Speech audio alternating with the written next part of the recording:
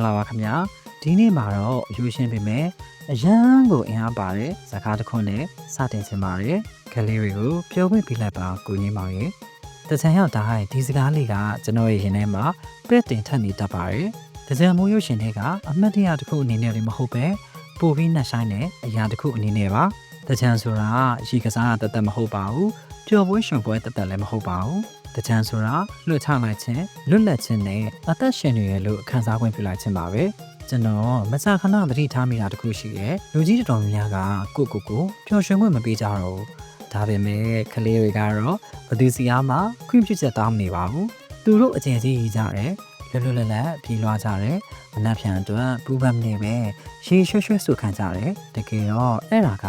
ကျွန်တော်တို့မေ့လျော်နေတဲ့အရာတခုဖြစ်ကားဖြစ်နေပါလိမ့်မယ်ကလေးတွေကိုပြောခွင့်ပေးလိုက်ပါကိုကြီးမောင်ရဲ့ကလေးတွေအကြောင်းတည်တံ့ပြောနေတာမဟုတ်ပါဘူးကျွန်တော်တို့ရင်ထဲမှာရှိနေတဲ့ကလေးငယ်အကြောင်းလည်းပါပါတယ်ကျွန်တော်တို့ရဲ့စိတ်တောင့်တနေရာမှာတစ်ချိန်က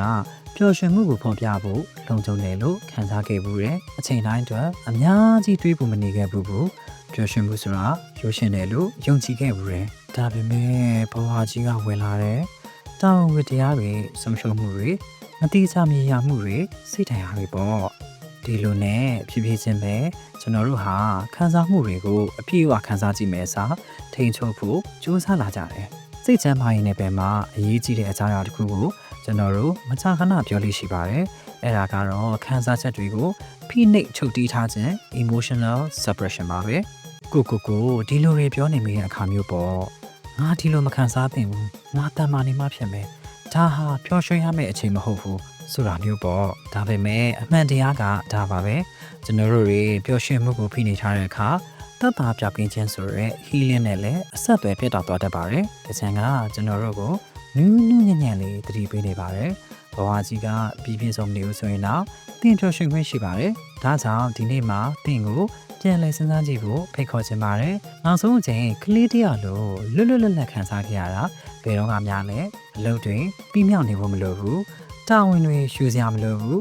ရိုးရှင်းလေးနဲ့လွတ်လပ်နေတာမျိုးပါတခါတလေသက်သာပြောင်းခြင်းဟင်းလင်းဆိုတာ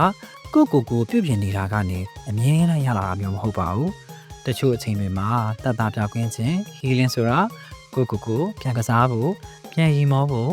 ပြန်ခန်းစားဖို့ခွင့်ပြုပေးလိုက်တာကနေလာတတ်ပါတယ်ဒီနေ့တဲ့ကြံမှာသင်အနေနဲ့အတင်းအကျပ်ကြီးပြောင်းနေစရာမလိုပါဘူးဒါပေမဲ့ပျော်ရွှင်မှုကိုတော့နူးညံ့လေးခွင့်ပြုပေးလို့ရပါတယ်ဥပမာအပြည့်ရှိတယ်လို့မခံစားရပဲအိမ်ထဲပါပဲရေကစားတာမျိုးအများကြီးတွေးမနေပဲပြုံးလိုက်တာမျိုးဖိအားတွေမပါပဲအနာယူတာမျိုးတခြားသူတွေနဲ့ရိုးရှင်းလေးဆက်သွယ်ပြောဆိုတာမျိုးပေါ့တကယ်လို့ပျော်ရွှင်ရတာကိုယ့်အတွက်စိတ်နေသေးရဆိုရင်တော့သေးငယ်တဲ့အရာလေးတွေကနေစလိုက်ပါငြိမ်းချမ်းတဲ့အခိုက်အတန့်လေးတစ်ခုကိုသတိထားမိလိုက်တာကလည်းလုံလောက်ပါတယ်ဒါကြောင့်ဒီတစ်ချက်မှာပေးခြင်းတဲ့သတင်းစကားကကလေးတွေကိုပြောခွင့်ပေးလိုက်ပါဆိုတော့တသက်ပဲမဟုတ်တော့ပါဘူးကိုလည်းပြန်ပြီးတော့ပျော်ရွှင်ခွင့်ပေးလိုက်ပါဆိုတာလည်းပါဝင်ပါတယ်